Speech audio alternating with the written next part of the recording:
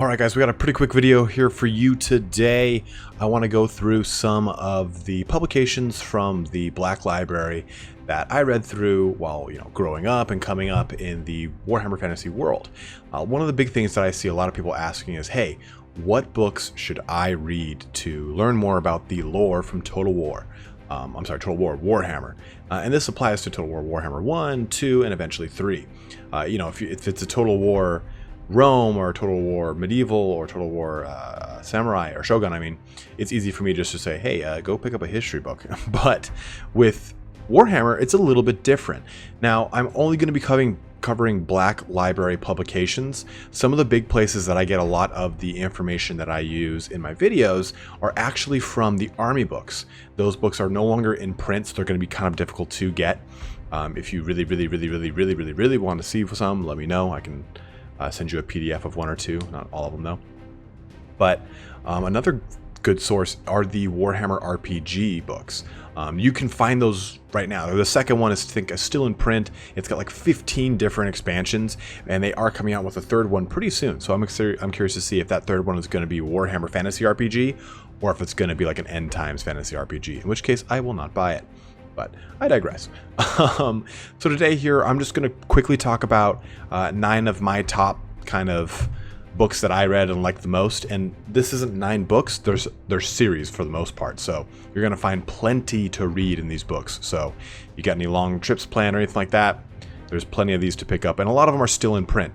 Black Library is actually reprinting a lot of these series. And there's only a few that I actually know off the top of my head that they're reprinting, but if you go on blacklibrary.com, you can find out which ones they're now going to be called Warhammer Chronicles. Sort of like when Star Wars decided to gib the extended universe, they called it Star Wars Legends, but that's neither here nor there. So let's just jump on into our grand list of 9 books, starting with the first one, Grudge Bear, and this one's by Gav Thorpe. And again, these are not going to be very long descriptions. I don't want to ruin the actual storyline for you guys. I really want you to dive deep into it. I'm just going to give you a real quick synopsis and really kind of touch on which races are most affected and discussed in the books. So with Grudge Bear, it's a unique dwarf book, and it follows King Barandin as he avenges his father's death. And he follows the chronicles of really a young Thane turned king in the hold of Zufbar. So if you wanted to know a little bit more about that hold, this is going to be the book that's going to get you there. So essentially in the story, his king, the father, in like the first 2 pages, there's no spoiler here, it's on the back of the book I even think, was betrayed and killed on the field of battle. And it kind of has the question mark of, or was he?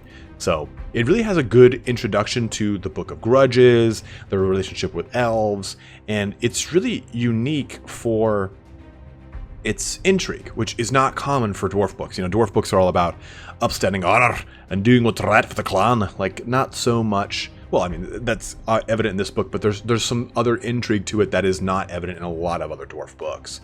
And it goes into a lot of great parts about the underway and the Kara's Angkor that was.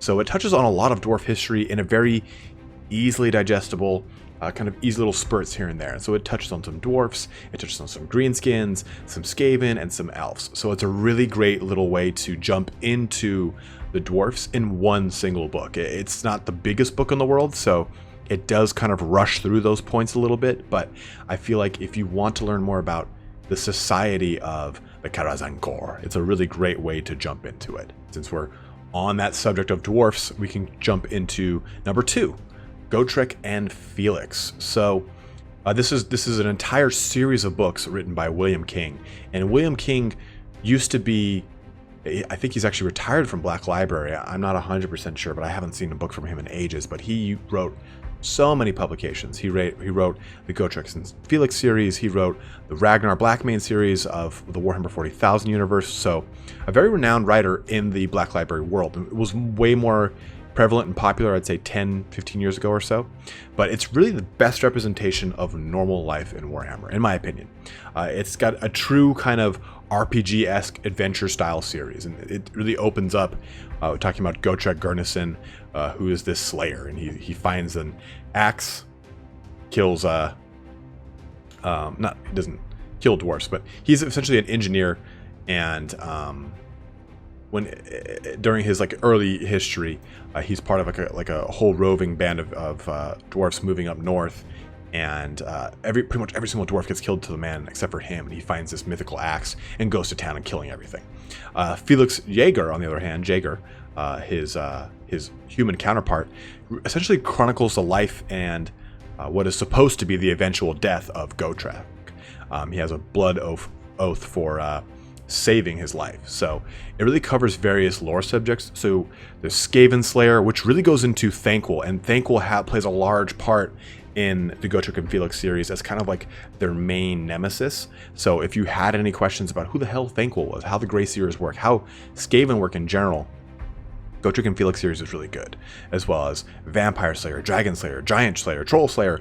All these books jump into some different race or some different facet of the Warhammer world. And again, with it kind of being more of an RPG kind of adventure style, it's a lot more fun. It's not so strictly these very heavy-handed, dramatic characters. It's these two guys, or guys, I guess it's weird when it's a guy's a dwarf, but these two people just kind of roving through the Warhammer world, getting into all these happenings, and you discover so many parts of the Warhammer world that are not touched on in the army books, or maybe like a quick little sentence here and there. So I really love the Gotrek and Felix series. A lot of people grew up with Harry Potter. I grew up with the Gotrek and Felix series, so you can see where my loyalties lie. But that covers the Gotrek and Felix series, and we'll kind of shift gears here with the next one, with number 3, the Malice Darkblade series. And we've touched on this a little bit, but it was written two-part by Mike Lee and Dan Abnett. And a lot of these names I'm going to be talking about are kind of the fathers of the Black Library world, like Dan Abnett, William King, Gav Thorpe, Chris Wright, who we'll eventually get to, Nick Kime. Those people are more the more recent people, but Dan Abnett and Gav Thorpe and William King have been around for ages writing for Black Library. And it's like, when they release something, you're like, yeah, this will be good. Like right now, if anything Aaron Dembski Bowden releases, I'm just like 0 to midnight super fast. Like I love all of his books, but he only writes 40K, which is unfortunate, but also great because I love what he writes. Still, Malice Darkblade. So this covers Malice Darkblade and chronicles his journey through the Chaos Wastes. And as we've talked about before in the Dark Elf Lord video, his soul is ripped asunder by a demon and has to gather all these wide number of magical items, and every kind of book just goes through those magic items and his journey from one to the other, and his relationship to the Dark Elf society. It's a great series of books, and really some of the best about Dark Elves, and he becomes a pretty pivotal member of the Dark Elf society as a result. And Games Workshop is really good at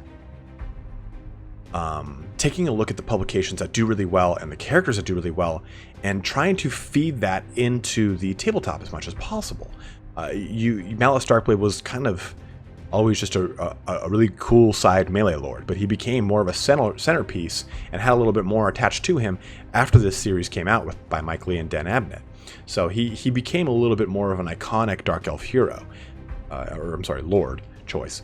And he, as a result, he had a little bit more clout in the later versions or editions of Warhammer, being a little bit higher on the pedestal than he was prior. But this one really kind of goes into his relationship with Malekith and his relationship with the Dark Elf Society as a whole, as well as how the cities kind of interact with one another. But that's a really great book for if you were looking to dive into what makes the Dark Elf Society the Dark Elf Society.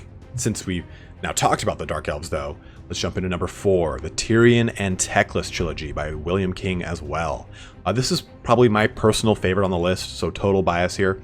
But this follows the early lives of Teclis and Tyrion, and eventually their later lives as we come to see them in the current state of 8th edition, which is where Total War Warhammer 1 and 2 take place, is right in that end of 8th edition.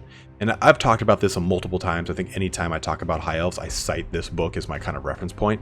But it touches on a lot of the life of Anarion and Calidor as well. So it goes into the early history of the High Elves. It's interwoven to the main narrative of Tyrion and Thecla, and it talks about the Everqueen as well. Ariella's in it, and it talks. There's this really cool piece, and it's actually someone just posted on the subreddit about Calidor and Death kind of squaring off on this metaphorical chessboard, which is actually the Battle of Finuval Plains. So it's a really great book, and it also goes heavily into the dynamic between the Dark Elves and the High Elves, and Malekith, and all of how Malekith inspires fear or loyalty through fear.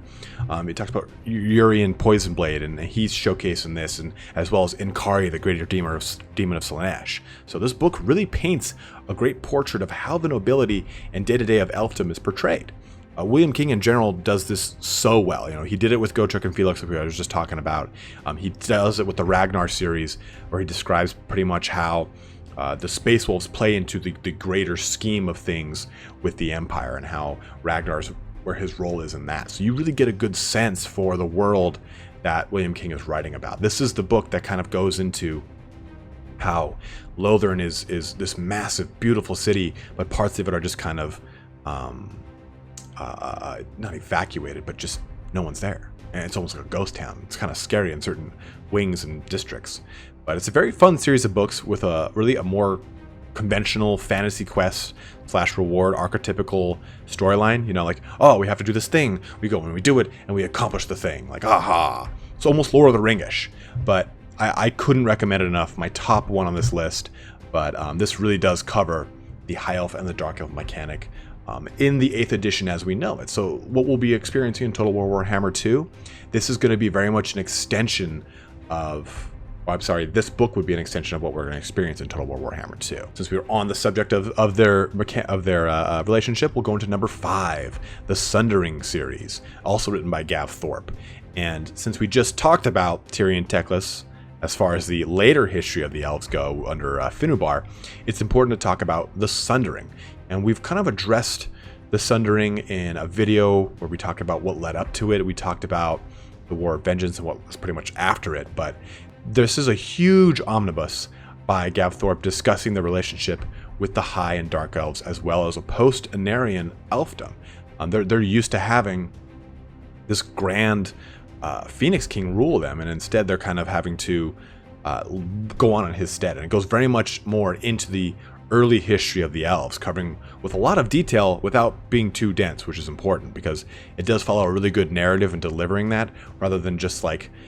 if you've ever read The Cimmerian by J.R. Tolkien for Lord of the Rings, the first 13 pages, I feel like my life began and ended. It's so damn long feeling. It's so dense, but not so much with the Sundering series, which is nice.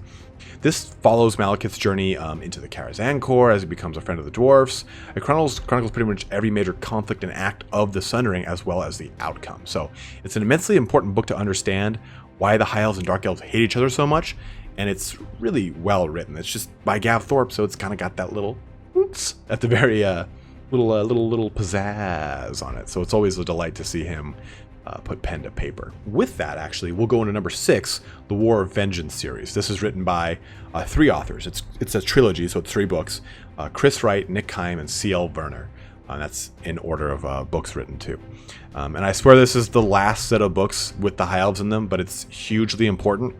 This is the series where we get a lot of information for the War of Beard that was fleshed out in greater detail with an equal portrayal of both perspectives. So we're not just getting the High Elf side, which is very listless and very, oh, poor Yorick was struck down by Hamlet, and then you don't have the dwarf side, which is very, oh, he disarmed him, he fought him on top of a mountain, kicked him over the mountaintop, and then just stabbed him in the hold. Like it's a lot more composed and less biased, so it's a lot better of a representation of how the War of the Beard actually, quote unquote, went down. But it's huge, and as we know from the War of Beard video, because it shows us why and how the elf and dwarf empires started to decline, why they hate each other so much, and how that war really kind of fleshed out. And it goes over every facet of the war, even embellishing on some of the stuff that is not in the army books, such as Lord Salendor and Brock Stonefist's bitter rivalry. And I talk about that in the video, but in fact, it's almost chiefly showcased throughout this series. It's not I think in maybe the dwarf book it's mentioned in like a 2 or 3 sentences, and they even mention that, oh, they killed each other in the town and their ghosts fight to this day. But in this series it's talked about way more because they're more pivotal to the storyline. But it's barely a footnote in the official army books. But it's truly a great chronicle of the grand conflict between the Dawe and the Elgay. We'll shift again here to another little downshift and an upshift with number 7, The Burning Shore by Robert Earl. And this one is a pretty old one, but I consider it maybe one of my favorite books about Warhammer. And there's something kind of overbearing about reading about high elves and in the lore, that they're a lot stronger with these blinding fast moves and everything like that. Like there's a lot more rewarding reading about high elf lore than there is playing them on tabletop or playing them in Total War Warhammer, because that toughness 3 means they're like little paperweights. But Burning Shore is a very simple story, so you're not reading the kind of, like I was saying, the grand arcing sweeping conflicts of elfdom and the Karazhan. With Burning Shore, it's quite common to the history of Swamptown, but Florin, the main character, flees the Empire from all of his deaths to the New World. So he flees from the Empire to the New World, just like I was saying that Swamptown pretty much is the haven for. And there he gets in with some mercenaries and such, and he starts delving through temples to find some goodies, and the lizardmen get involved. So there's this really cool scene where they're fighting them at night, them being the lizardmen, and in the middle of this like rainforest / temple ruins with like flashes of thunder as their only means to illuminate the darkness. So it's very like picturesque. Robert Earl does a really good job here of kind of creating that Amazonian rainforest that you would expect from the New World, from the swampy kind of regions of that area. But it's one of the only books that does a good job of portraying how lizardmen react and deal with humans. And most of the time, they're pretty defensive, if not outright apathetic to their race as a whole. So it's a bit of a fun kind of run-of-the-mill fantasy tale, but it's great. It's part of a series too. I believe Florin has 3 or 4 books after this that he is the main character in. But my 2 favorite characters of Burning Shore are the High Elf, duh, and there's this priest of Sigmar that's bald with a beard, just like me, and he dual wields hammers. So I can only imagine why I would like such a character.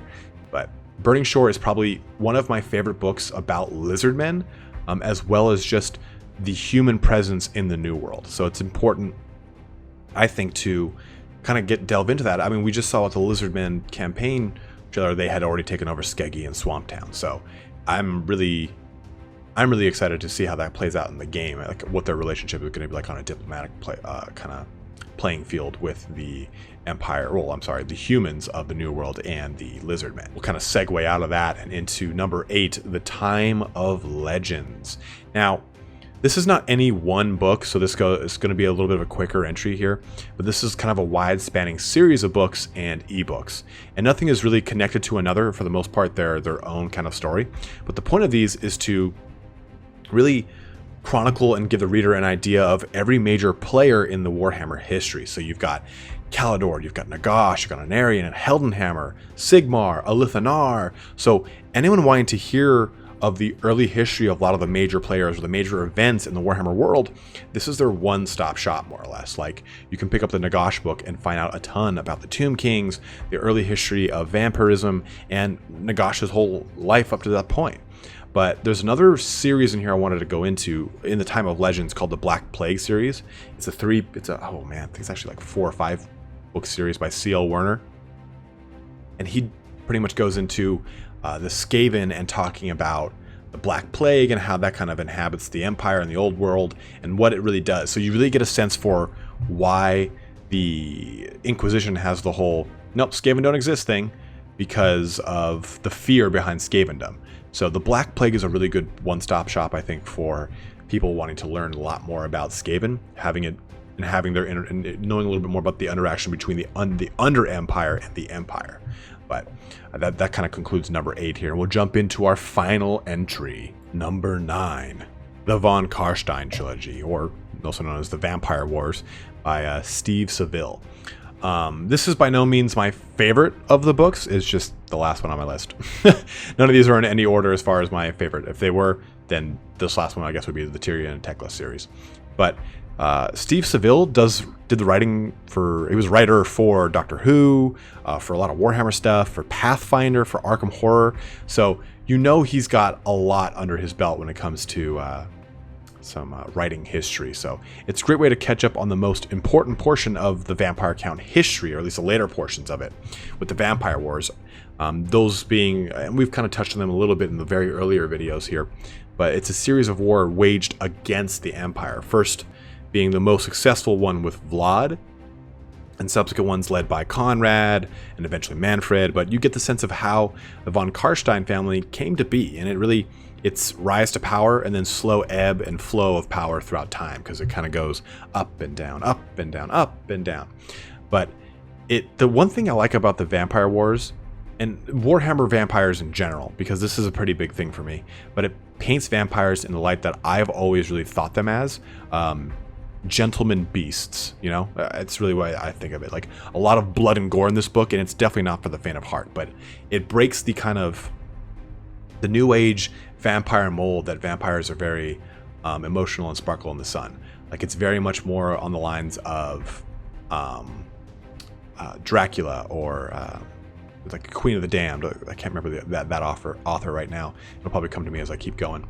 But those vampires, like in the Queen of the Damned series and all the ones connected to it, like Lestat has one trait that's unique to him, and every single vampire kind of has that. And they're a little more bestial with a lot more kind of gentleman qualities to them as well. Same thing with Dracula, as we all know. But that's what I really enjoy about the vampires of Warhammer, and Vampire Wars really paints that really, really well. So I couldn't be more happy with that series if you want to know more about the vampire counts. And this really would also paint the picture of the what's it called? Paint the picture of the Empire. So if you're looking to understand the relationship between not just the Empire and the vampire counts, but also the Empire and the rest of the electors, because the Empire is not just, oh, we all listen to the Emperor, Karl Franz, ha ha ha. It's a lot of rebellion, almost outright rebellion. Like, elector counts would be like, this does not have my consent, almost as much as Karl Franz would, and they will almost ignore him sometimes, and sometimes they'll flee to his aid, or sometimes they'll ask for things. Like, it's a very interesting mechanic with the elector counts and the Emperor. The Vampire Wars would not exclusively be with Karl Franz. There was many emperors leading up to that point, but you guys get the idea. And the author I was thinking of was Anne Rice. Just came to me, like I said it would. But that really concludes everything today here, guys. I just wanted to quickly kind of shoot a video out your way for those of you that were wondering what are some good books to read for diving into the War of Warhammer while getting a good narrative. If you can, obviously get a hold of the army book for your respective race that you enjoy the most. The rule book also has a ton of lore in it, and again, the Warhammer fantasy books as well. Forge World has some books, but that's more so with 40k than it is for Warhammer Fantasy. And if you guys are interested in a list like this for 40k, like I've said before, I know more about 40k than I do fantasy, which is kind of shocking in a lot of ways, because I know way too much about fantasy as it is. But that kind of concludes things here today, guys. And if you have any other questions, please go ahead and let me know. One thing I do want is, if you guys do know any books that you want, or I'm sorry, any books that you really enjoyed, please put it in the comment and the respective race that it focuses on, because I want to make a master list and post it up on the subreddit, because I know a lot of people are always looking for that list, and it would be just a great tool for anyone that's kind of looking to delve into. They can say, hey, I'm really interested in Skaven. Oh, okay, the Black Plague series, cool, I'll go there. So if you know of any books or publications that you really enjoyed from the Warhammer Fantasy world, post the name of the book, author if you can, and then which race it covers predominantly. But thanks for watching here today, guys. Have a good one, and take care.